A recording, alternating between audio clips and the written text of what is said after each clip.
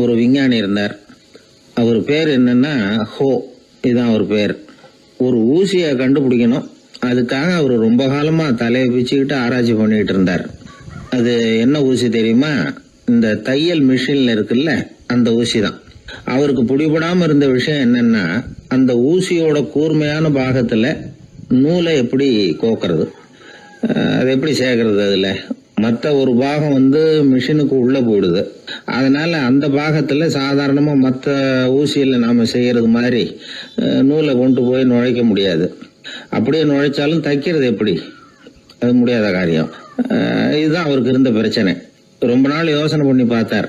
தையல் மிஷின் ஊசியோட வடிவ அமைப்பு அவருக்கு புலப்படல. ராத்திரி பகலா அதே ஞாபகமா இருந்தார். ஒரு நாள் அவர் தூங்கிட்டு இருக்கிறார். அப்போ ஒரு கனவு வந்தது.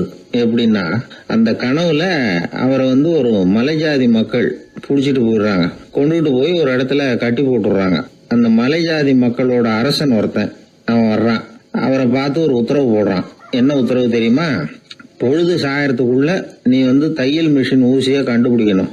அப்படி கண்டுபிடிக்கலன்னா உன் தலையை வெட்டி விடுவோம். இதுதான் அந்த அரசன் போட்ட கட்டளை. இவருக்கு என்ன பண்றதுன்னு ஒண்ணுமே புரியல. திருன்னு முழிக்கிறார். இந்த நேரத்துல அந்த மலைஜாதியினர் அவரை சுத்தி சுத்தி பயங்கரமா முழிச்சுக்கிட்டு டான்ஸ் ஆடுறாங்க. தன்னை சுத்தி சுத்தி ஆடிக்கிட்டு வர்றவங்கள ரொம்ப பயத்தோட அவர் பாக்குறார். நேரம் ஆவ ஆவ தன்னோட இறுதி நேரம் நெருங்கிறத உணர்றார். ரொம்ப நெருக்கடியான நிலைமை. தன்னை சுத்தி ஆடுறவங்கள கவனிக்கிறார். அவங்க கைகள்ல ஈட்டி மாதிரி ஏதோ ஒரு ஆயுதம் வச்சிருக்கிறாங்க. அந்த ஆயுதத்தை இவர் கண்ணுக்கு நேரா கொண்டுகிட்டு வராங்க. அதை அவர் பாக்குறார். அந்த ஆயுதத்தின் கூரான முனைய இவர் கூர்ந்து கவனிக்கிறார். அந்த கூரான முனையில ஒரு சின்ன துவாரம் தெரியுது. உடனே அவருக்கு பளிச்சுன்னு ஒரு ஐடியா உதயமாகுது. இதைத்தானே இவ்வளவு காலமும் நான் தேடிக்கிட்டு இருந்தேன். கூரான முனையில ஒரு சின்ன துவாரத்தை போட்டுட்டா அது மூலமா நூலை செலுத்தி மறுமுனைய மிஷின்ல வச்சுடலாமே. தையல் மிஷின் ஊசி ரெடி அப்படின்னு நினைச்சார். திடீர்னு தூக்கம் கலைஞ்சது. உடனே தன்னுடைய தலைமாட்டில் இருந்த குறிப்பு ஏடுல இதை குறிச்சு வச்சுக்கிட்டார். அதுக்கப்புறமா அந்த ஊசியையும் அவர் செஞ்சு முடிச்சார். இது எப்படின்னு நீங்க நினைக்கலாம், ஆனா இது சாத்தியம்தான். முழிச்சுக்கிட்டு இருக்கிறப்போ நமக்கு ஏற்படுற சில பிரச்சனைகளுக்கு கனவுல விடை கிடைக்கிறது உண்டு. அப்படி பல பேருக்கு ஆயிருக்கு. உங்களையும் பல பேருக்கு இது மாதிரி அனுபவம் ஏற்பட்டிருக்கலாம். எந்த ஒரு செயலை பத்தி நினைக்கிறப்பவும் அந்த செயல் நம்ம நினைவுல ஒரு நல்ல வடிவம் பெறுது. ஒரு செயல் திட்டத்தை எந்த அளவுக்கு நாம நல்ல யோசனை செஞ்சு திட்டம் போடுறோமோ அந்த அளவுக்கு அதை சுலபமா செஞ்சு முடிக்க முடியும். அந்த விஞ்ஞானி நினைச்ச காரியம் அவர் எண்ணம் பூராவும் ஆக்கிரமிச்சது. அதனால அவர் நினைச்சது கனவுல உருவாகி அதுக்கு செயல் வடிவம் கிடைச்சிட்டுது. மனிதனோட உள் மனசுக்கு அவ்வளவு ஆற்றல் உண்டு அப்படின்னு சொல்றாங்க. தூக்கத்தை ஆக்கபூர்வமா உபயோகப்படுத்துறது எப்படி அப்படிங்கறத பத்தி எல்லாம் இப்ப நிறைய ஆராய்ச்சி பண்றாங்களாம். பயிற்சி எல்லாம் வேற கொடுக்குறாங்களாம். அதனால தூக்கத்தை பத்தி லேசா நினைச்சுடாதீங்க.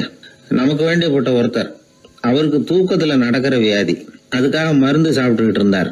ஒரு நாள் அவரை பார்த்து கேட்டோம், ஏங்க உங்க தூக்கத்துல நடக்கிற வியாதிக்கு மருந்து சாப்பிட்டீங்களே, ஏதாவது முன்னேற்றம், ஏதாவது இம்ப்ரூவ்மெண்ட் தெரியுதா அப்படின்னு கேட்டோம். தெரியுதுன்னார்.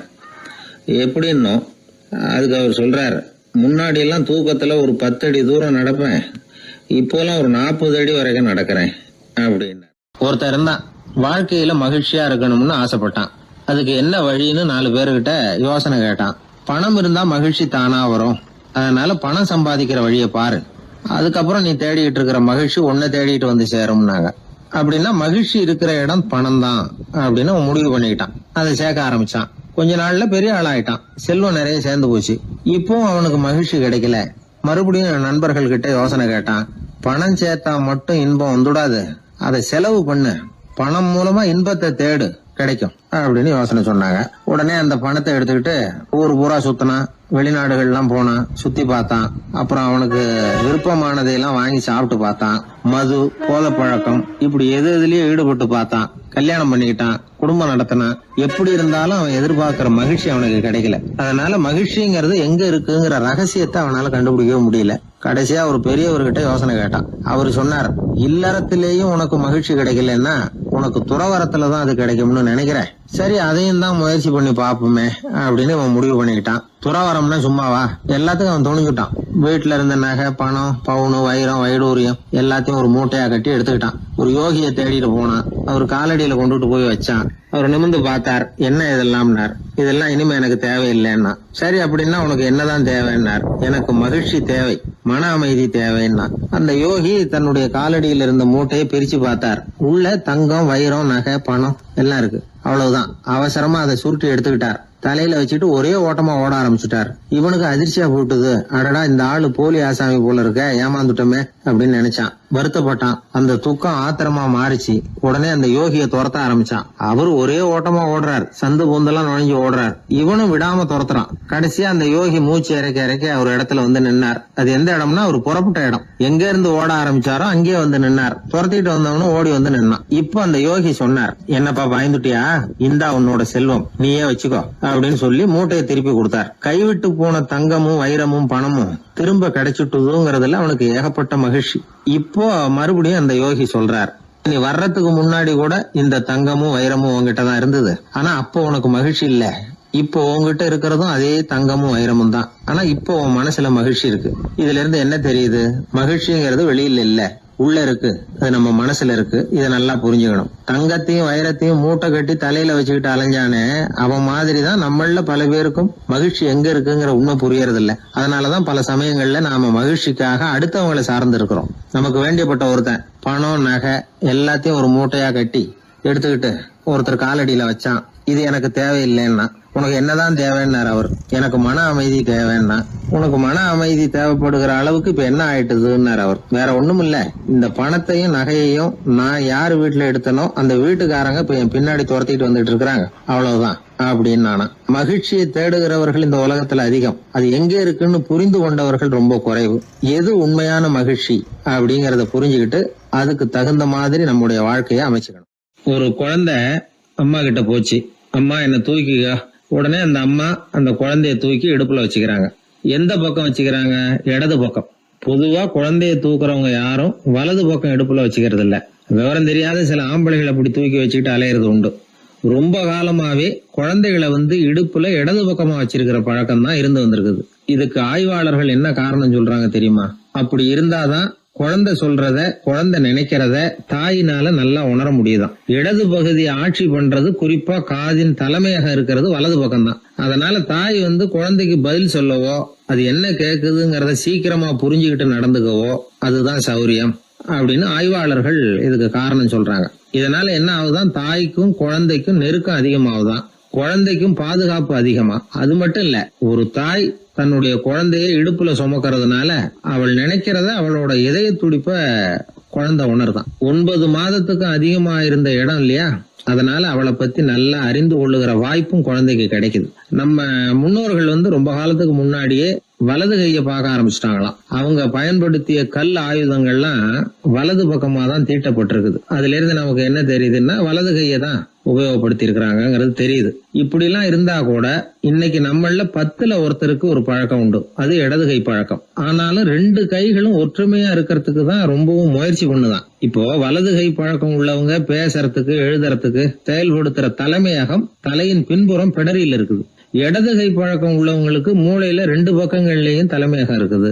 இது விஞ்ஞானிகள் சொல்றது. எத்தனையோ மேதைகள் இடது கை பழக்கம் உள்ளவங்களா இருந்திருக்கிறாங்க. அமெரிக்க மேதை பெஞ்சமின் பிராங்க்லின், இத்தாலிய ஓவியர் லியோனார்டோ டாவின்சி, இப்படி நிறைய பேர் இருந்திருக்கிறாங்க, இப்பவும் இருக்கிறாங்க. காலங்காலமா இயல்பாவே இடது கை பழக்கம் இருந்து வந்திருக்குது. அப்படி இருக்கிறப்போ வலது கை எப்போ இடது கைய வென்றது, ஜெயிச்சது அப்படிங்கிற விவரம் இன்னமும் யாருக்குமே புரியல. ஆய்வாளர்களுக்கும் புரியல. அவங்களும் யோசிச்சுக்கிட்டு இருக்கிறாங்க. உலகம் இடது பக்கமா தான் சுத்துது.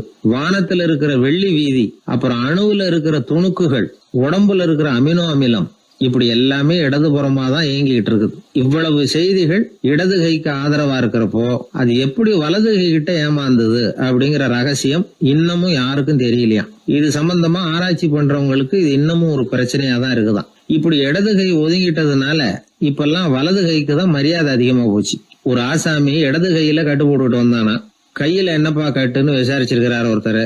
ஒரு இயந்திரத்தை பிரிச்சு ரிப்பேர் பார்த்துக்கிட்டு இருந்தேன், மறுபடியும் அதை ஓட விட்டு பாக்குறப்போ இடது கை விரல் மாட்டிக்கிட்டது, அதுதான் கட்டு அப்படின்னு இருக்கான். நல்ல வேளை வலது கை மாட்டி இருந்தா உன்னால சாப்பிட கூட கஷ்டமா போயிருக்குமே என்னார் அவர்.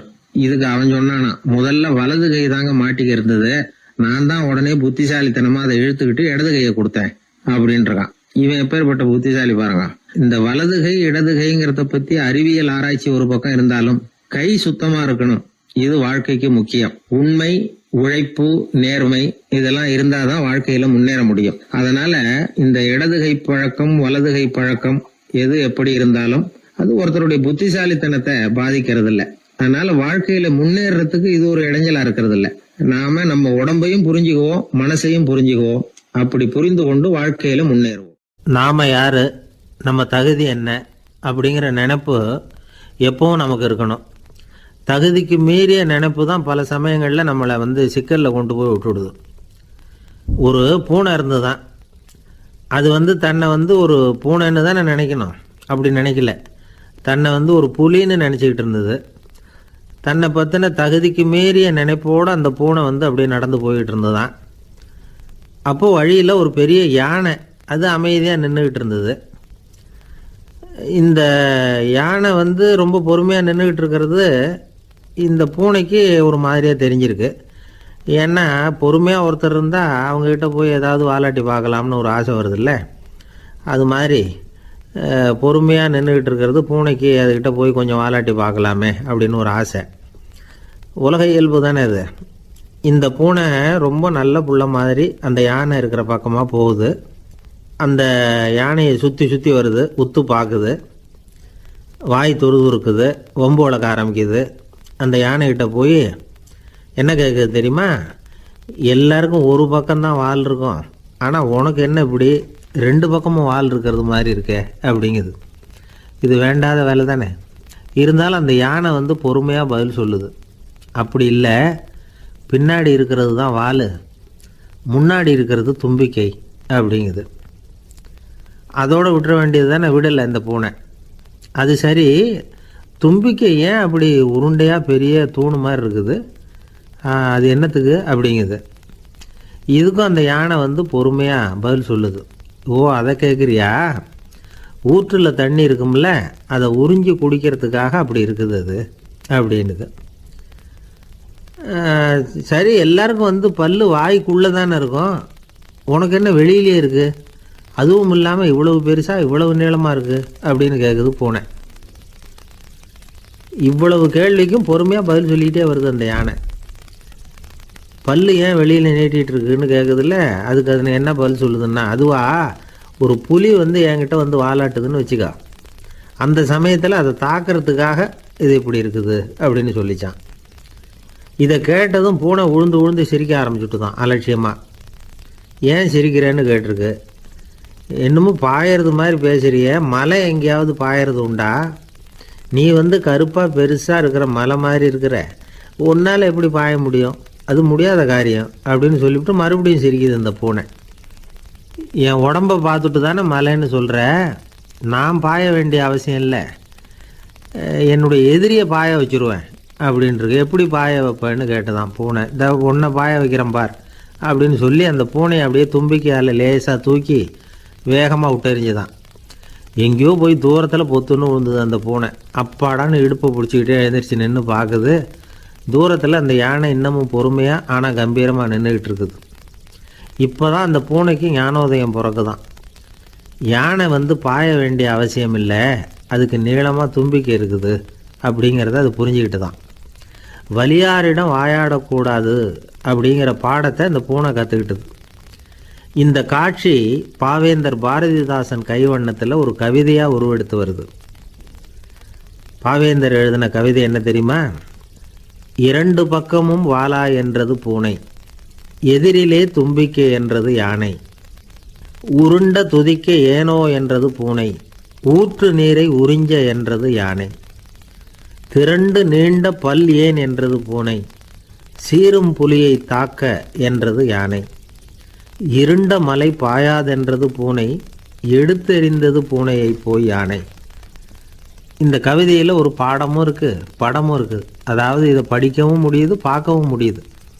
வலியார்கிட்ட வாயாடக்கூடாதுங்கிற சின்ன பிள்ளைங்க மட்டும் இல்லை, பெரியவங்களுக்கும் தேவையான கருத்தை இதிலேருந்து நாம் புரிஞ்சிக்க முடியுது.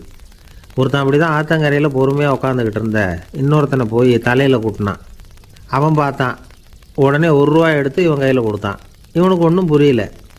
அவன் சொன்னான், இந்த ஊரில் இப்படி ஒரு வழக்கம், யாரை கூட்டினாலும் ஒரு கூட்டுக்கு ₹1 வீதமாக கொடுத்துட்றது பழக்கம் அப்படின்னு பொறுமையாக சொல்லியிருக்கிறான். இவனுக்கு ரொம்ப ஆசை உண்டாயிட்டுது. உடனே ஊருக்குள்ளே ஓடினான். கொஞ்ச நேரம் கழித்து திரும்பி ஓடி வந்தான். அந்த முதல் ஆசாமியை மறுபடியும் பார்த்தான். உங்கள் பேச்சை கேட்டுவிட்டு ஊருக்குள்ளே போய் ஒரு பெரிய ஆசாமியை பார்த்து அவன் தலையில் 10 குட்டு கூட்டினேன். ஆனால் அவன் உடனே என்கிட்ட இருந்ததை எடுத்து என் கையிலேயே கொடுத்துட்டான் அப்படின்னா. என்னத்தை பணத்தையான்னு கேட்டிருக்கிறான். இல்லை பல்லு அப்படின்னு சொல்லி கையில் காட்டினான். எல்லாமே நாற்காலிக்கு ஆசைப்படாதவர்கள் அப்படின்னு சொல்லிட முடியாது. ஏன்னா நிறைய பேர் நாற்காலிக்கு ஆசைப்படுறவங்கள நாம் பார்க்குறோம். உட்கார்றதுக்கு ஒரு நாற்காலி கிடச்சிடாதா, அதோட ஒரு கால் உடஞ்சி முக்காலியாக இருந்தாலும் பரவாயில்ல, ஒரு மாதிரியாக அனுசரித்து உட்காந்துக்கலாம் அப்படின்னு அலையிறவங்க எத்தனை பேர். இந்த காலத்தில் மட்டும்தான் அப்படின்னு இல்லை, அந்த காலத்துலேயும் இதே மாதிரி ஆசைகள் சபலங்கள் இருந்திருக்கும் போல இருக்குது.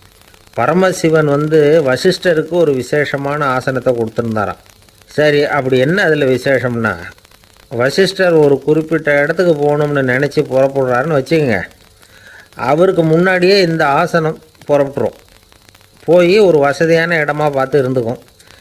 வசிஷ்டர் போவார். அங்கே போனதும் எங்கே உட்காரலாம்ங்கிற இட பிரச்சனையெல்லாம் அவருக்கு ஏற்படுறதில்ல.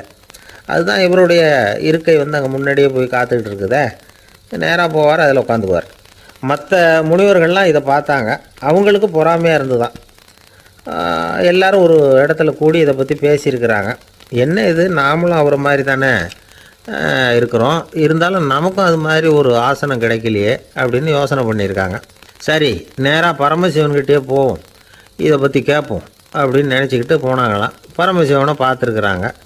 ஐயா, நாங்களும் முனிவர்கள் தானே, வசிஷ்டர் பண்ணுறது மாதிரி நாங்களும் உங்களை குறித்து கடும் தவம் பண்ணிக்கிட்டு தானே இருக்கிறோம். அப்படி இருக்கும்பொழுது அவருக்கு மட்டும் ஏன் இந்த விசேஷ சலுகை அப்படின்னு கேட்டிருக்காங்க. அதுக்கு பரமசிவன் சொன்னாராம், முனிவர்களே, உங்கள் கேள்விக்கு நான் பதில் சொல்கிறேன், ஆனால் அதுக்கு முன்னாடி நீங்கள் ஒரு காரியம் பண்ணணும்னாராம். என்ன செய்யணும் சொல்லுங்கன்றிருக்காங்க. நீங்கள் ஒவ்வொருத்தரும் தனித்தனியாக போய் உங்களை விட உயர்ந்த ஒருத்தரை தேடி கண்டுபிடிச்சி அவருக்கு அதிதி பூஜை பண்ணி அவரை ஒரு மண்டலத்துக்குள்ளே என்கிட்ட அழைச்சிட்டு வந்துருங்க அப்படின்னாராம். சரின்னு எல்லோரும் புறப்பட்டுருக்காங்க. அவங்க போனதுக்கப்புறம் நந்தி தேவனை அழைச்சி வசிஷ்டரை கூப்பிட்டுக்கிட்டு வர சொன்னாராம். அவர் வந்தார், வணங்கினார். வசிஷ்டரே, இன்னையிலேருந்து ஒரு மண்டலத்துக்குள்ளே உங்களை விட தாழ்ந்தவர் ஒருத்தரை தேடி கண்டுபிடிச்சி அவருக்கு அதிதி பூஜை பண்ணி அவரை என்கிட்ட கூப்பிட்டுட்டு வாங்கன்னு விட்டார். சரின்னு இவரும் புறப்பட்டு போயிட்டார். கொஞ்ச நாள் ஆச்சு. முனிவர்கள்லாம் திரும்பி வந்தாங்க. பரமசிவன் முன்னாடி நின்னாங்க. ஐயா, எவ்வளவோ தேடி பார்த்துட்டோம், எங்களை விட உயர்ந்தவர்கள் யாருமே கிடைக்கல அப்படின்னாங்களாம். வசிஷ்டரும் சேர்ந்தார். ஐயா, எவ்வளவோ தேடி பார்த்தேன், என்னை விட தாழ்ந்தவர் யாருமே கிடைக்கல அப்படின்னாராம். அவரே தொடர்ந்து சொன்னார், என்னுடைய மனைவி எனக்கு அடங்கினவ தானே, அவளுக்காவது அதிதி பூஜை பண்ணி அழைச்சிட்டு வந்துடலாமான்னு யோசித்து பார்த்தேன். என்னோட மனசு அதுக்கும் இடம் கொடுக்கல. ஏன்னா அவளோட விரதத்துக்கு முன்னாடி நாம் ஏமாத்திரம் அப்படின்னு யோசித்து பார்த்தேன். அதனால் அந்த எண்ணத்தையும் கைவிட்டுட்டேன் அப்படின்னு ரொம்ப வருத்தத்தோடு சொன்னாராம். இதை கேட்ட உடனே மற்ற முனிவர்களுக்கு வெக்கமாக போச்சு. இந்த உலகத்தில் நம்மளை விட மேலானவங்க யாருமே இல்லைன்னு நாம் நினச்சோம். வசிஷ்டரோ தன்னை விட தாழ்வானவங்க யாருமே இல்லைன்னு நினைக்கிறார். பரமசிவன் ஏன் அந்த ஆசனத்தை அவருக்கு மட்டும் கொடுத்தார் அப்படிங்கிற கேள்விக்கான பதில் அவங்களுக்கு கிடச்சிட்டு தான். இந்த காலத்தில் நாம் எப்படி நினைக்கிறோம்னா, எல்லாரும் நம்மளை விட மட்டமானவங்கன்னு நினைக்கிறோம். அதனால் நாம் மட்டும் நாற்காலியில் உட்காந்தா போதும் அப்படின்னு நினைக்கிறோம். ஏமாந்து போனவங்க சந்தர்ப்பம் பார்த்து காலை வாரி விட்டுறாங்க, கீழே விழுந்து காலை உடச்சிக்கிறோம். அதுதான் இன்றைக்கி நடக்கிறது. ஒரு அம்மா தன்னோட வீட்டுக்காரரை ஒரு மனோதத்துவ டாக்டர்கிட்ட அழைச்சிட்டு போனாங்களாம். என்ன ப்ராப்ளம்னு கேட்டிருக்கார் டாக்டர். எங்கள் வீட்டுக்காரர் அடிக்கடி நாற்காலியில் உட்காந்து காலை உடச்சிக்கிறார் அப்படின்னாங்களாம். அப்படின்னா அந்த நாற்காலியில் தான் ஏதோ கோளாறு அப்படின்னாரான் டாக்டர்.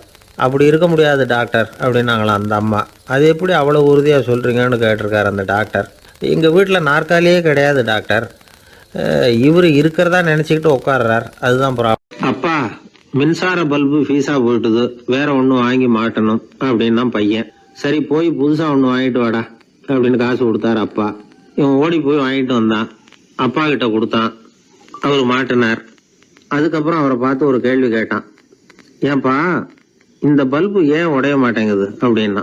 இது என்னடா கேள்வி, நாம கீழே போடல அதனால உடையலன்னார். அப்பாவோட புத்திசாலித்தனம் அவ்வளவுதான். ஆனா பையன் கேட்டது அந்த அர்த்தத்துல இல்ல.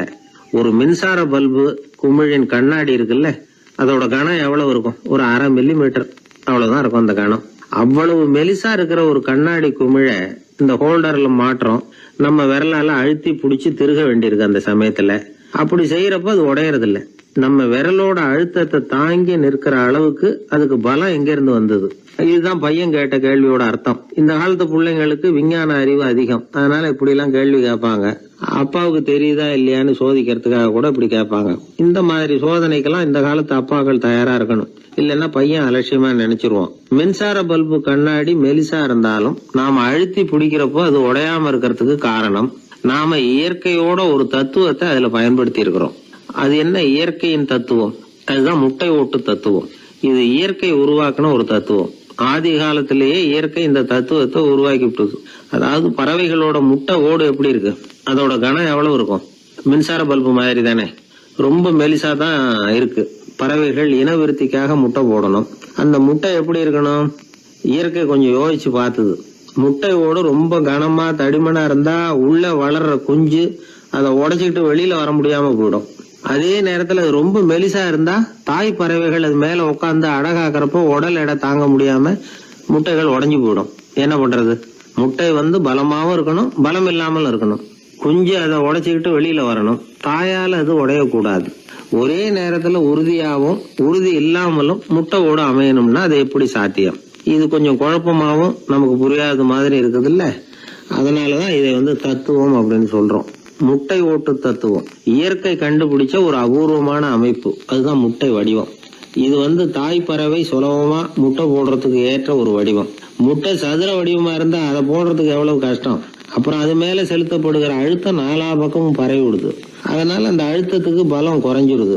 குறிப்பிட்ட சிறு பரப்புல அளவுக்கு அதிகமா விசை செலுத்தப்படுறது இல்ல. அதனால முட்டையோட வடிவம் தான் அந்த உறுதிக்கு காரணம். இது எப்பேற்பட்ட தத்துவம். இதுதான் மின்சார பல்பு செய்யறப்போ நாம காப்பி அடிச்சிருக்கிறோம். பொதுவா வகுப்புல காப்பி அடிச்சாதான் முட்டை போடுறது வழக்கம்.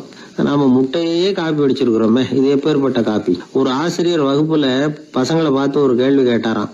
கோழி முட்டை இடுமா முட்டை போடுமா அப்படின்னு கேட்டாராம். ஒரு பையன் எந்திரிச்சு பதில் சொல்லியிருக்கிறான்.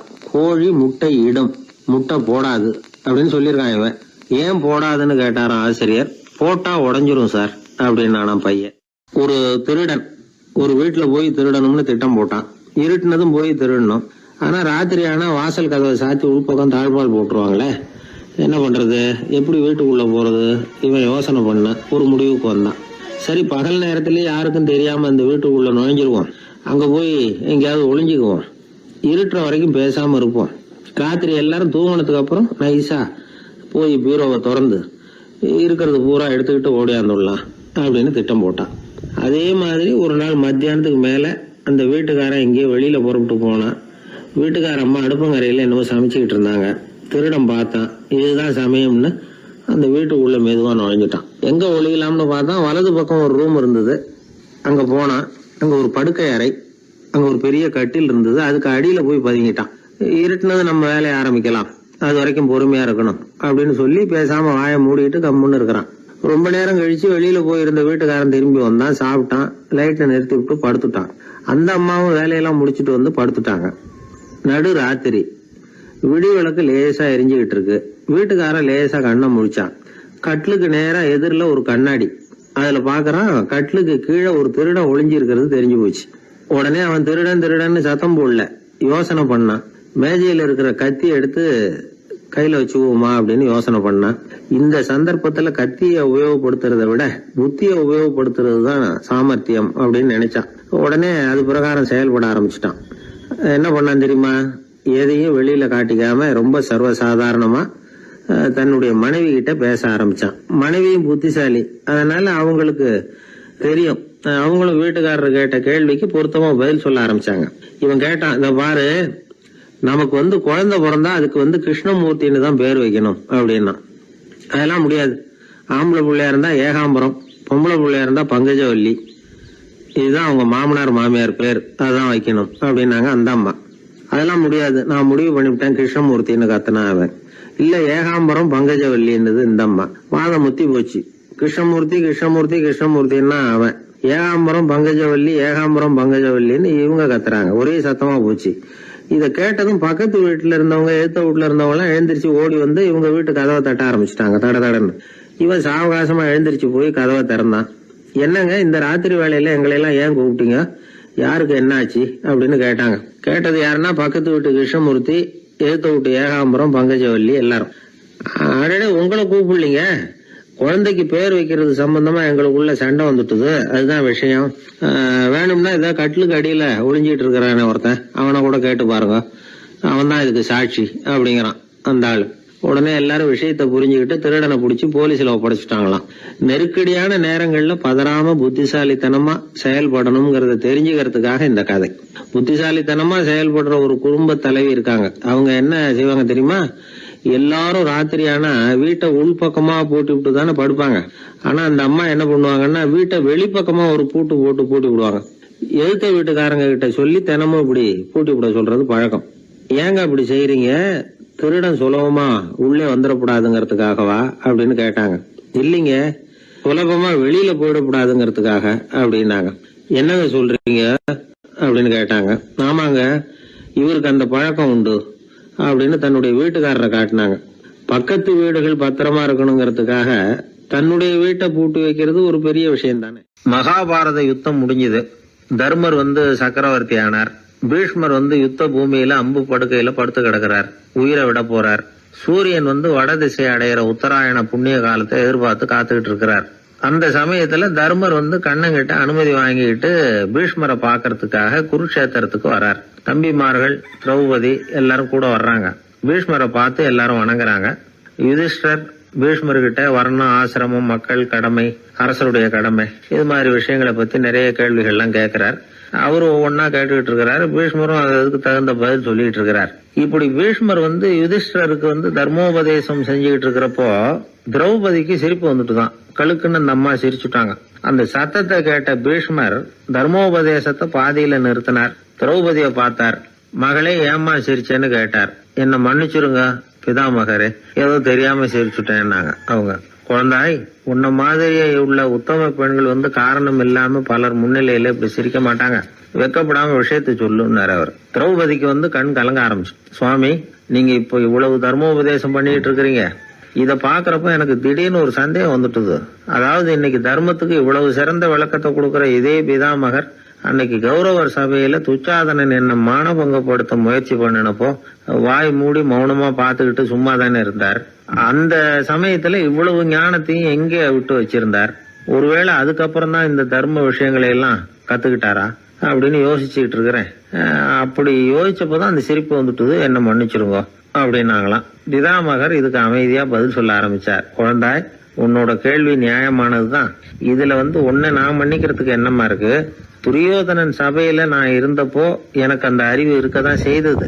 ஆனா துஷ்டனான துரியோதனன் உணவை நான் இப்ப சாப்பிட்டுக்கிட்டு இருந்தேன், அவன் போட்ட சாப்பாட்டை சாப்பிட்டுக்கிட்டு இருந்தேன். அது காரணமா என்னுடைய அறிவு மழுங்கி போச்சு. நல்லது கெட்டதை பத்தி ஆலோசிக்க முடியாம போயிட்டுது. தீயவர்கள் போடுற சாப்பாட்டை சாப்பிட்டா சாப்பிடுறவனுடைய மனமும் உடம்பும் கெட்டு போடும் அப்படின்னு சாஸ்திரம்லாம் சொல்லுது.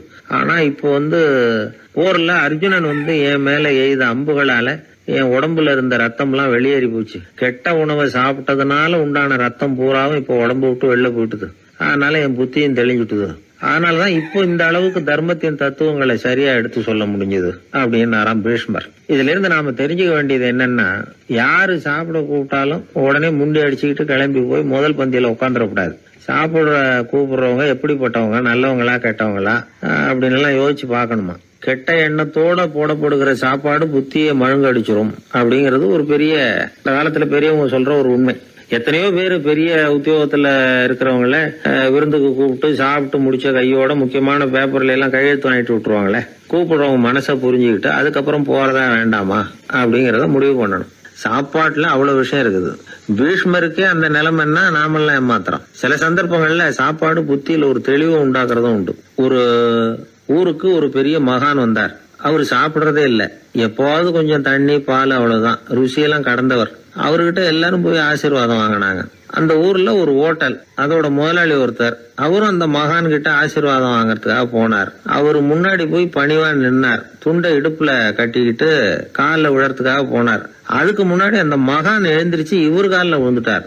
ஹோட்டல் முதலாளி பதறி போயிட்டார். சுவாமி, என்ன இது அபச்சாரம், நீங்க தான் என்ன ஆசீர்வாதம் பண்ணணும்னார். அதுக்கு அந்த சாமியார் சொன்னார், அப்படி இல்லைங்க, நீங்க தான் என்ன ஆசீர்வாதம் பண்ணணும். ஏன்னா கொஞ்ச காலத்துக்கு முன்னாடி உங்க ஹோட்டல்ல தான் நான் வந்து அக்கௌண்ட் வச்சு சாப்பிட்டுக்கிட்டு இருந்தேன். இன்னைக்கு நான் ருசியெல்லாம் கடந்து வெறுத்து ஞானியா போறதுக்கு நீங்க தான் காரணம், உங்க சாப்பாடு தான் காரணம் அப்படின்னாரு.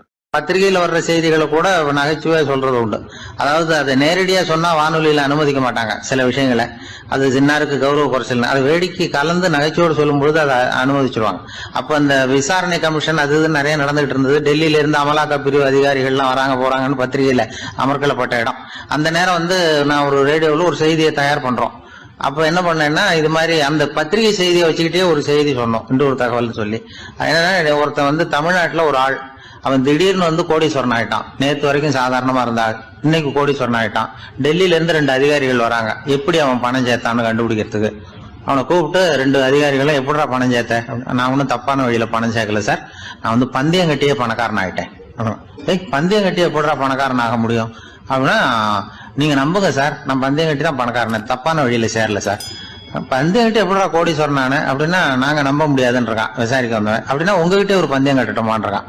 விசாரிக்க வந்தவன்ட்டிய என்னடா பந்தயம் அப்படின்னா, ஒண்ணுமில்ல சார், இது என் கண்ணு, இது என் பல்லு, என் கண்ணை என் பல்லாலேயே கடிக்கிறேன், எவ்வளவு பந்தயம். விசாரிக்க வந்தவன் 100 ரூபாய் எடுத்து வச்சான், இதை ப்ரூவ் பண்றான்னு. அப்படியே கண்ணை எடுத்துட்டான். அது பளிங்கு கண்ணு, ஏற்கனவே ஒரு கண்ணு பளிங்கு கண்ணை வச்சுனா எடுத்து கடிச்சு விட்டான். இது விசாரிக்க வந்தாலும் 100 ரூபாய் விட்டுட்டு நிக்கிறான். எப்படி பணம் சேர்த்தான்னு வந்தவன். உடனே இன்னொருத்தன், இவன்ட்ட என்னடா பேச்சு கொடுக்காரா, நம்ம பணம் தான் அங்க போயிட்டு இருக்கு, உனக்கு விசாரிக்க தெரியல, போடா நான் விசாரிக்கிறேன்னு அடுத்தவன் வந்தான்.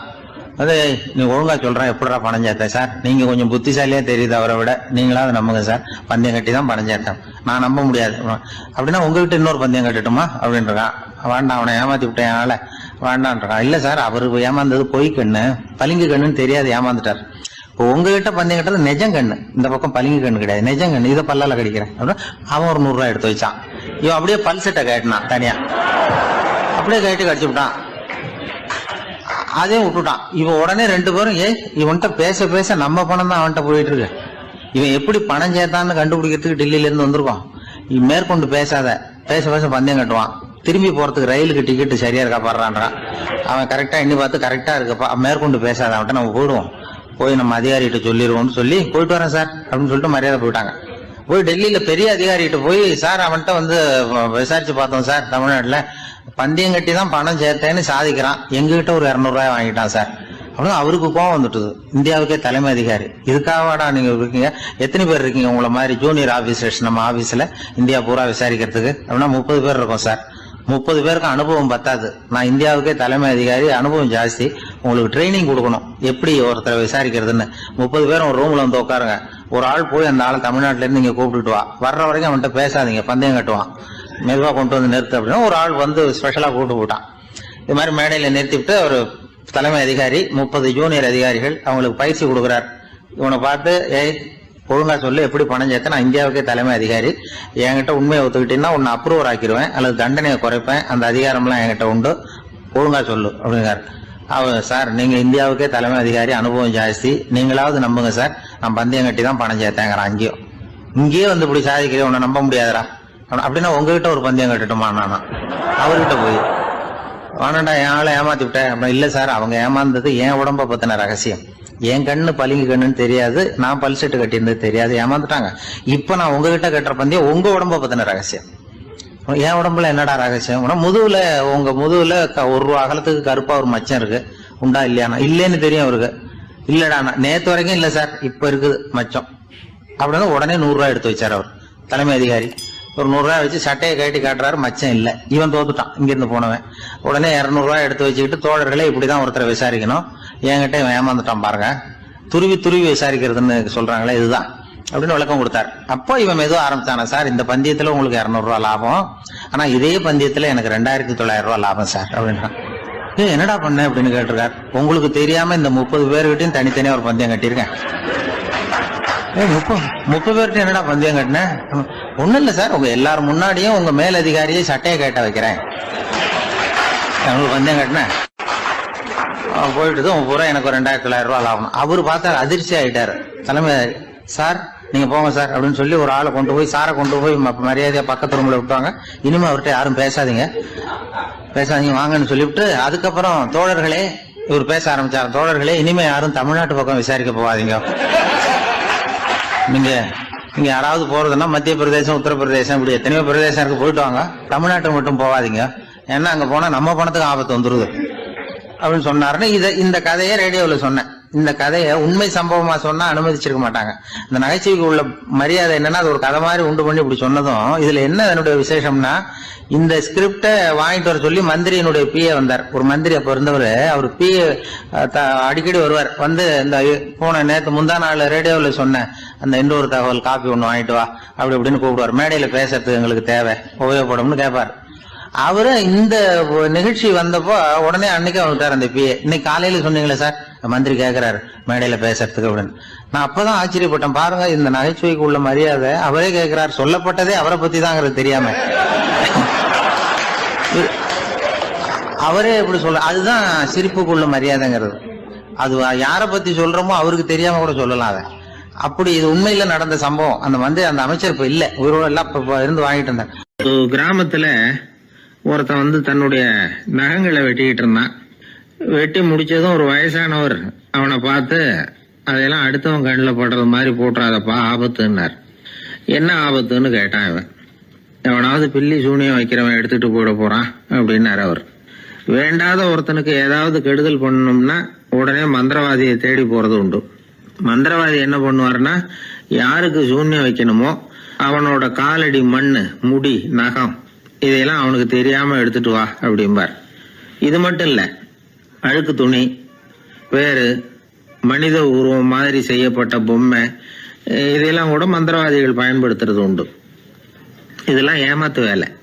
மனிதனுடைய முடி, நகம் இதெல்லாம் வெட்ட வெட்ட வளருது இல்லையா, அதனால அதுக்குள்ள உயிர் இருக்கிறதாக ஆதி மனிதர்கள் நம்பி இருப்பாங்க. அதனால மனுஷங்கிட்ட இருந்து அதெல்லாம் பிரிக்கப்பட்ட பிறகும் கூட அதுகளுக்கும் அந்த மனுஷனுக்கும் தொடர்பு இருக்கிறதாக அவங்க நம்பினாங்க. அந்த நம்பிக்கை தொடர்ந்து அதோட விளைவாதான் இன்னைக்கு மந்திரவாதிகள் நகத்தையும் முடியையும் எடுக்கிறாங்க. அந்த நகத்துக்கும் முடிக்கும் ஒரு பாதிப்பு உண்டாக்குனா அது சம்பந்தப்பட்டவனுக்கு போய் சேரும் அப்படிங்கறது அவங்க நினைப்பு. அவ்வளவுதான் விஷயம். இது மாதிரி நம்பிக்கைகள் தான் இன்னைக்கு நகம், முடி இதையெல்லாம் மற்றவங்க கண்ணில் படும்படி போடக்கூடாது அப்படிங்கிற வழக்கத்தை உண்டாக்கி விட்டுது.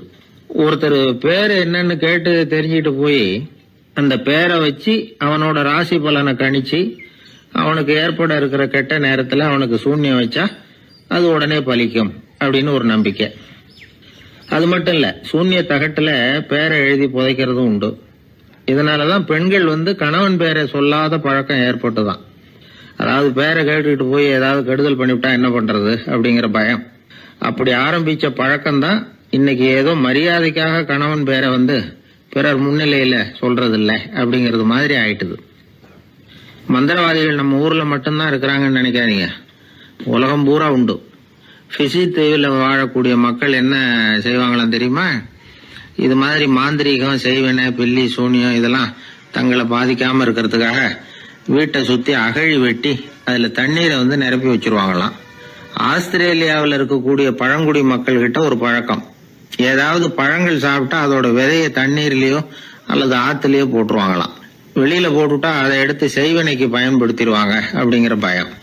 இது மாதிரி உலகம் பூராவும் செய்வினையின் மூலம் அடுத்தவங்களுக்கு பாதிப்பை உண்டு பண்ண முடியும் அப்படிங்கிற நம்பிக்கை இருக்கத்தான் செய்யுது. பொதுவா எல்லா ஊர்லயுமே நகம், முடி, காலடி மண்ணு, மனித உருவ பொம்மை இததான் மந்திரவாதிகள் பயன்படுத்துறாங்களாம். இந்த பில்லி, சூனியம், செய்வினை இதுல இருக்கிற உண்மை என்ன தெரியுமா? நகமோ முடியோ எதையும் செய்யறது இல்ல, சம்பந்தப்பட்டவனுக்கு ஏற்படுற பயம் இருக்கு பாருங்க, அதுதான் பாதிக்கும். இது மனநிலையை பொறுத்த விஷயம், வேற விஞ்ஞான ரீதியான பாதிப்பு இதுல எதுவும் கிடையாது. நம்ம ஊர்ல ஏற்பட்ட பகுத்தறிவு சிந்தனைகள், மூட நம்பிக்கைகளை எவ்வளவோ குறைச்சிருக்குது. இருந்தாலும் ஏமாந்து போறவங்க இன்னமும் இருந்துகிட்டு தான் இருக்கிறாங்க. இந்த காலத்துல சின்ன குழந்தைகளை கூட ஏமாத்துறது கஷ்டம். ஒரு குழந்தை கேட்டுதான், ஏன்பா பிரார்த்தனை பண்ணுனா நமக்கு எல்லாம் கிடைக்குமா அப்படின்னு தான். ஓ கிடைக்குமே அப்படின்னாராம் அப்பா. நீ வச்சிருக்கிறிய பேனா அது கூட கிடைக்குமா அப்படின்னு கேட்டுதான் குழந்தை. ஓ கிடைக்கும் அப்படின்னாராம். அப்படின்னா நீ வச்சிருக்கிற பேனாவை என்கிட்ட கொடுத்துரு, அதுக்கப்புறம் நீ பிரார்த்தனை பண்ணி வேற ஒரு பேனாவை வாங்கிக்கோ அப்படின்னு தான் அந்த சின்ன குழந்தை. ஒரு ராஜா இருந்தார். அவர் ஒரு பெரிய கோயில் கட்டினார். பல ஊர்கள்ல இருந்து சிற்பிகள்லாம் கொண்டுகிட்டு வந்தார். அழகழகா சிற்பங்களை செய்ய சொன்னார். ஊர்ல உள்ள ஜனங்களும் கோயில் கட்டுறதுக்கு அவங்களால முடிஞ்ச உதவியை செஞ்சாங்க. ராத்திரி பகலா வேலை நடக்குது. கோயில் கொஞ்சம் கொஞ்சமா வசந்துகிட்டே வந்துட்டுது. அந்த ஊர்ல ஒரு வயசான அம்மா இருந்தாங்க, ரொம்ப ஏழை. அவங்களுக்கு மனசுக்குள்ள ஒரு உறுத்தல், இந்த ஊர்ல எல்லாரும் இந்த கோவில் கட்டுறதுக்கு அவங்களால முடிஞ்ச உதவியை பண்ணிட்டு இருக்கிறாங்க, நம்மளால ஒன்றும் பண்ண முடியலையே அப்படின்னு நினைச்சு கவலைப்பட்டாங்க. அவங்களுக்கு மனசு கேட்கல, ஏதாவது செய்யணும் நம்மளால முடிஞ்சது அப்படின்னு யோசனை பண்ணாங்க.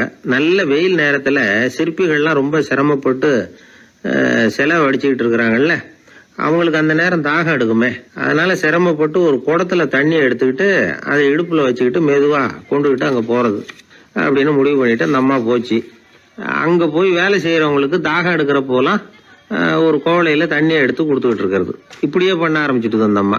ஏதோ அந்த அம்மாவால முடிஞ்ச ஒரு சின்ன உதவி இது. இப்படி கொஞ்சம் கொஞ்சமா வேலை நடந்தது. கோபுரம் வசந்தது, எல்லா வேலையும் முடிஞ்சது.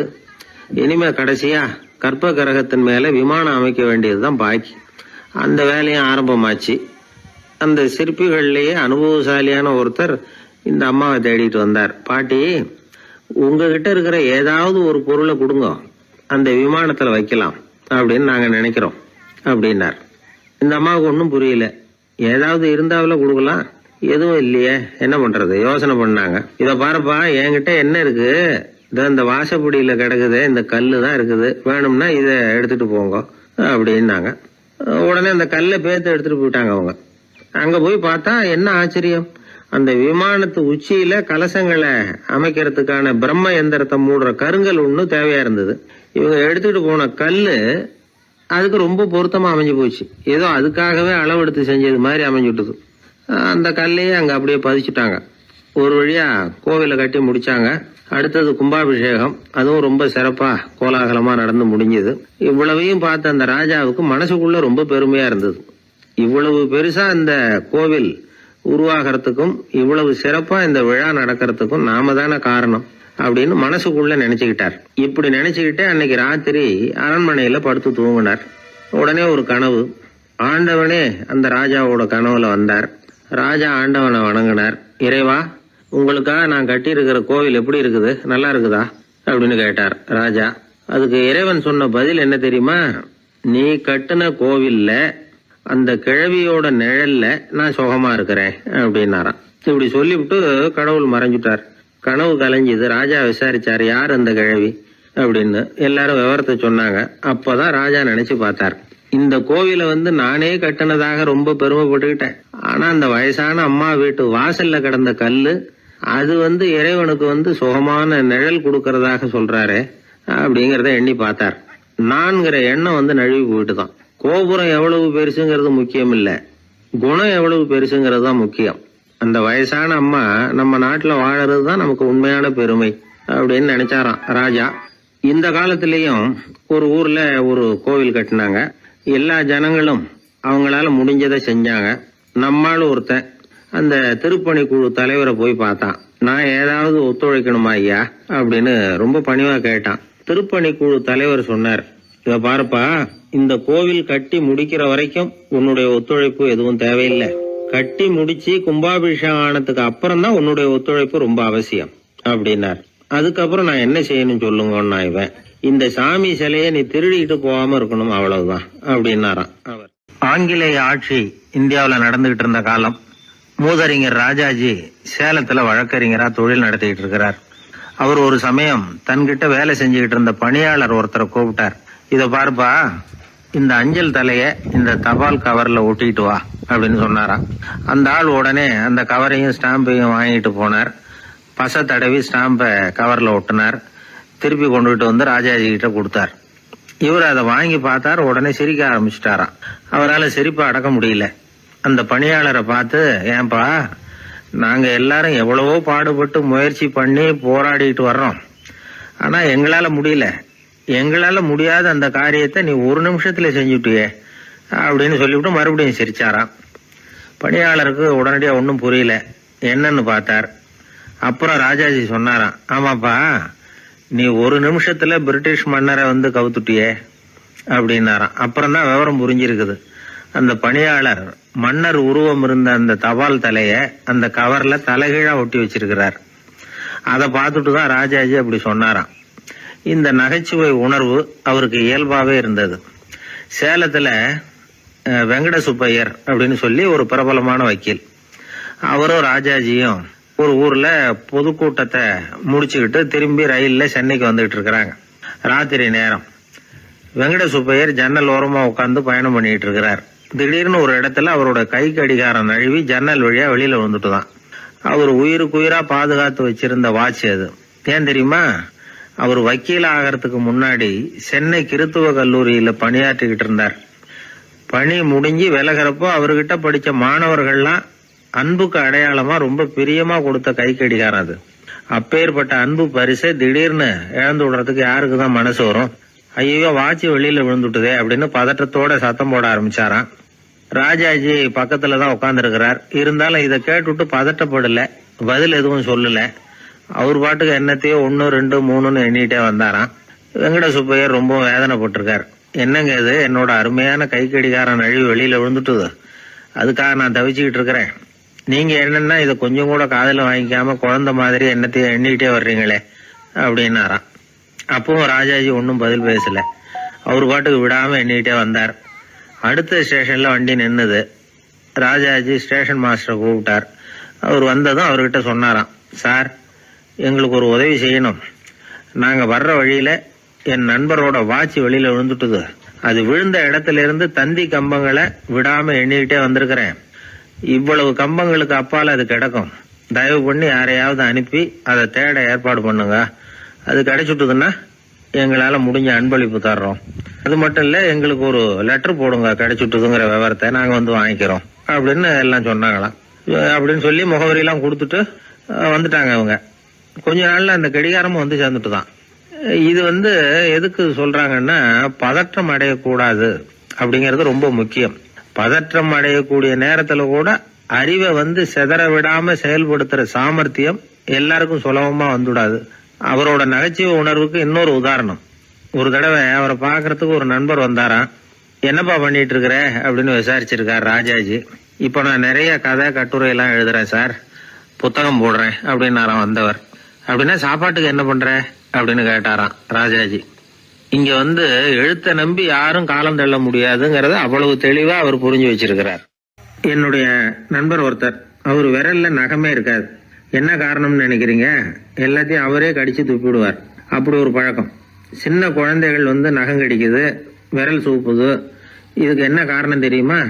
குழந்தைகள் மனசுல ஏற்படக்கூடிய ஒருவித பாதுகாப்பின்மை, இன்செக்யூரிட்டி, அல்லது தான் சரியா கவனிக்கப்படல அப்படிங்கிற எண்ணத்தோட வெளிப்பாடு தான் அது அப்படிங்கிறாங்க டாக்டர்கள். சில இடங்கள்ல 2வது குழந்தை பிறந்த உடனே பெரியவர்கள் கவனம் முதல் குழந்தைகிட்ட இருந்து கொஞ்சம் விலகி 2வது குழந்தைகிட்ட போயிடும். அந்த சமயத்துல முதல் குழந்தைக்கு இந்த பழக்கம் ஏற்படுறதுக்கு வாய்ப்பு உண்டாம். சில குடும்பங்கள்ல கணவன் மனைவி 2 பேருமே வேலைக்கு போறவங்களா இருப்பாங்க. குழந்தை ரொம்ப நேரத்துக்கு பெத்தவங்களை பிரிஞ்சு இருக்க வேண்டிய சூழ்நிலை இருக்கும். குழந்தை ஒரு பாதுகாப்பின்மையை உணர ஆரம்பிக்கும். இந்த பழக்கம் வந்துடும். அதனால ஒரு குழந்தைக்கு தான் ஒதுக்கப்படுறோம் அப்படிங்கிற நினைப்பு வராம பாத்துக்கணும். வளர்ந்த குழந்தைகளும் நகம் கடிக்கும். வயசானவங்க கிட்டையும் இந்த பழக்கம் இருக்கும். இது ஒரு மனச்சிதைவின் வெளிப்பாடு அப்படிங்கிறாங்க மனநல நிபுணர்கள். அம்மா அப்பா திட்டினாலும் சரி, அல்லது ஆசிரியர் திட்டினாலும் சரி, இந்த பழக்கம் வந்துடும். நாம தவறு பண்ணிட்டோம் அப்படிங்கிற நினைப்பு வர்ற சமயம் நகம் கடிக்க ஆரம்பிச்சிருவோம். ஏதோ ஒண்ணு அடையணும் அப்படின்னு நினைக்கிறோம், அதை அடைய முடியல. இப்படி ஒரு ஏக்கம் வர்ற சமயத்திலேயும் சில பேர் நகத்தை கடிக்க ஆரம்பிச்சிருவாங்க. ஒரு பெரிய அதிகாரி, தனியார் நிறுவனத்துல வேலை பார்க்கிறவரு, அவரு டென்ஷனா ஆயிட்டாருன்னா உடனே அறைக்கு அதை சாத்தி விடுவாங்களாம். அவரே சாத்திக்குவாராம். அப்படி சாத்திக்கிட்டு உள்ள எதையாவது வெறிச்சு பார்த்துக்கிட்டே நகத்தை கடிக்க ஆரம்பிச்சிருவாராம். இந்த பழக்கம் உலகம் பூரா உண்டு. நகம் கடிக்கிறவங்களை அந்த பழக்கத்திலிருந்து மீட்கிறதுக்கு என்ன வழி அப்படின்னு லண்டன்ல உள்ள அழகியல் நிபுணர்கள் யோசனை பண்ணி பார்த்திருக்கிறாங்க. சில ஆய்வுகள் பண்ணி பார்த்தாங்களாம். அவங்க என்ன பண்ணாங்க தெரியுமா? நகம் கடிக்கிற பழக்கம் உள்ளவங்களை எல்லாம் தேடி பிடிச்சாங்க. அவங்களையெல்லாம் 3 பிரிவா பிரிச்சுக்கிட்டாங்க. ஒரு பிரிவு கிட்ட என்ன சொன்னாங்கன்னா, உங்களுக்கு நகத்தை கடிக்கணுங்கிற நினைப்பு வர்றப்போவெல்லாம் டைரி எழுத ஆரம்பிச்சிருங்க அப்படின்னாங்களாம்.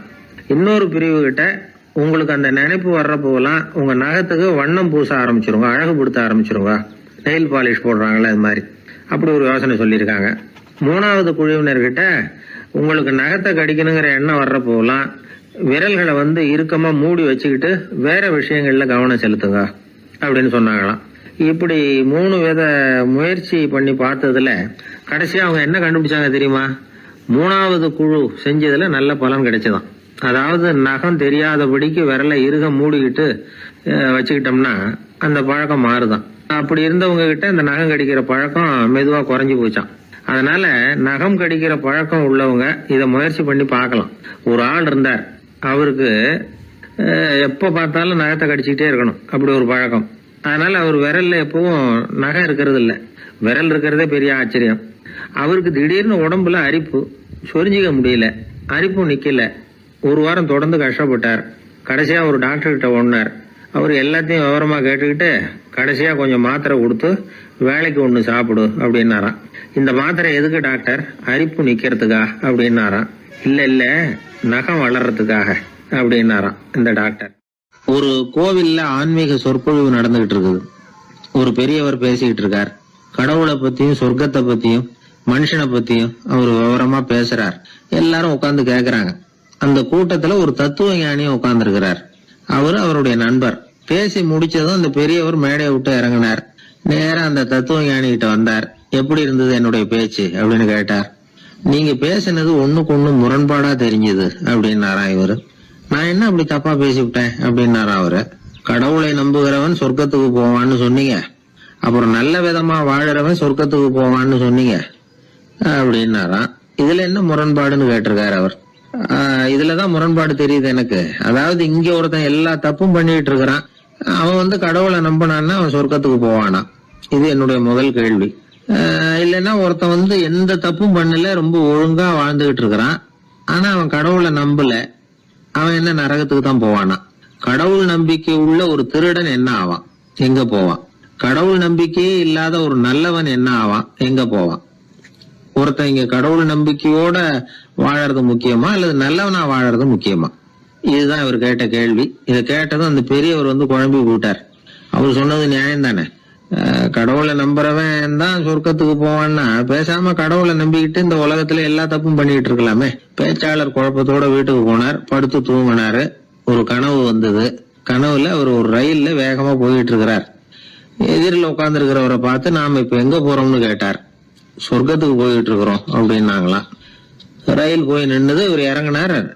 இங்க கௌதம புத்தர் இருப்பார், சாக்ரட்டிஸ் இருப்பார், அவங்கள பாக்குறதுக்கு ஒரு நல்ல வாய்ப்பு அப்படின்னு நினைச்சுக்கிட்டே அங்கேயும் இங்கேயும் பார்த்தார். அங்க யாருமே இல்ல. ஒரே பாலைவனம் மாதிரி இருக்குது. பச்சை இல்ல, பசுமை இல்ல, பூக்கள் இல்ல, மரம்லாம் மொட்டையா நிக்குது. எலும்பும் தோலுமா சில முனிவர்கள் அங்கேயும் இங்கேயுமா உட்கார்ந்து இருக்கிறாங்க. இவர் அவங்க கிட்ட போய் இந்த புத்தர், சாக்ரட்டிஸ் இவங்க எல்லாம் எங்க இருக்கிறாங்கன்னு கேட்டாராம். அப்படி யாரும் இங்க இல்லையே, அவங்க எல்லாம் யாரு அப்படின்னு திருப்பி கேட்டிருக்கிறாங்க. இவருக்கு அதிர்ச்சியா போச்சு. அப்படின்னா அவங்க எங்க போயிருப்பாங்க? உடனே ரயில் நிலையத்துக்கு ஓடி வந்தார். அப்பதான் நரகத்துக்கு ஒரு ரயில் புறப்பட்டுக்கிட்டு இருந்தது. அங்க இருந்து அதுல ஏறி உட்கார்ந்தார். ரயில் வேகமா போச்சு. நரகம் நெருங்க நெருங்க காற்று குளிர்ச்சியா வீச ஆரம்பிச்சுதான். வெளியில பசுமையா இருந்துதான். அழகான மலர்கள், அழகான நீர்நிலைகள், நந்தவனங்கள், ரொம்ப அருமையா இருக்குது. ரொம்ப அங்க இருந்தவங்க எல்லாம் ரொம்ப மகிழ்ச்சியா உல்லாசமா வேற இருந்திருக்கிறாங்க. எங்க பார்த்தாலும் ஆடல் பாடல் உற்சாகம். இவரு ரயில விட்டு இறங்கினார். அவருக்கு சந்தேகம், இதுவா நரகம் அப்படின்னு விசாரிச்சிருக்காரு. ஆமா இதுதான் நரகம்னாங்களாம். எனக்கு ஒரு சந்தேகம் இருக்காரு, என்னன்னு கேட்டிருக்காங்க. கௌதம புத்தரும் சாக்ரட்டிஸும் லாவோஸும் இவங்க மாதிரி இன்னும் பல பேரும் கடவுள் நம்பிக்கை இல்லாதவங்க, அவங்க எல்லாம் இங்க இருக்கிறாங்களா அப்படிங்கறதுதான் என்னுடைய சந்தேகம் அப்படின்னாராம். இப்ப அவங்க சொல்லியிருக்கிறாங்க, இப்ப நீங்க பாக்குறீங்களே பசுமையும் பச்சை பயிர்களும் ஆடல் பாடல்களும் அழகிய மலர்களும், இது எல்லாமே கௌதம புத்தரும் சாக்ரட்டிஸும் அது மாதிரி மகான்களும் இங்க வர ஆரம்பிச்ச பிறகுதான் உண்டாக ஆரம்பிச்சது. இந்த பிரதேசத்தை அவங்க அப்படியே மாத்திவிட்டாங்க. இப்போலாம் இங்க இருக்கிறவங்க யாரும் சொர்க்கத்துக்கு போறதுக்கே ஆசைப்படுறது இல்ல அப்படின்னாங்களாம். இந்த அதிர்ச்சியிலேயே அந்த பெரியவர் கனவு கலைஞ்சி மூழ்கிட்டார். இதுல இருக்கிற கருத்து என்னன்னா, நல்லவர்கள் எங்க இருக்கிறாங்களோ அந்த இடத்துக்கு பேரு தான் சொர்க்கம், சொர்க்கம் நரகம்ங்கிறதெல்லாம் ஆன்மீக பண்புகள், அவ்வளவுதான். ஒரு ஊர்ல 2 இணைபிரியாத நண்பர்கள். ஒருத்தன் கேட்டான், இப்ப கடவுள் நம்ம முன்னாடி வந்து உங்க 2 பேர்ல யாராவது ஒருத்தர் மட்டும் என்னோட சொர்க்கத்துக்கு வரலாம் அப்படின்னு கூப்பிட்டா நீ என்ன சொல்லுவேன்னு கேட்டானா. இவன் ரொம்ப பெருந்தன்மையா உன்னையே அழைச்சிட்டு போக சொல்லிடுவேன் அப்படின்ட்டு இருக்கான். அப்படின்னா உனக்கு சொர்க்கம்